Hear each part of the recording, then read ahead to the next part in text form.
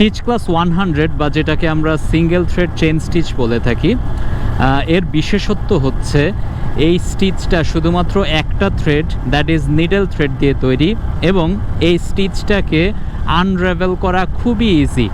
একটা single unit of stitch যদি broke down করে তাহলে পুরো স্টিচটাকে এক টানে খুলে ফেলা যায়। এই কারণে এই স্টিচটাকে অ্যাকচুয়ালি টেম্পোরারি পারপাসে আমরা ব্যবহার করে থাকি। কখনো কখনো গার্মেন্টসে কোনো টেম্পোরারি স্টিচিং দেওয়ার দরকার পড়লে এই সিঙ্গেল থ্রেড চেইন স্টিচ দেওয়া হয়ে থাকে।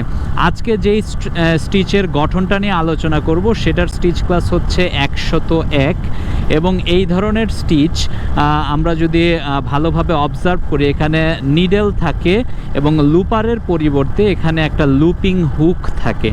এই হুকের পারপাসটা হচ্ছে নিডলের প্রত্যেকটা লুপকে ধরে রেখে পরবর্তী নিডল লুপের ভিতরে ঢুকিয়ে দেওয়া, ফলে কি হয়, একই লুপ তার ভিতর দিয়ে বারবার ইন্ট্রা লুপিং হতে থাকে।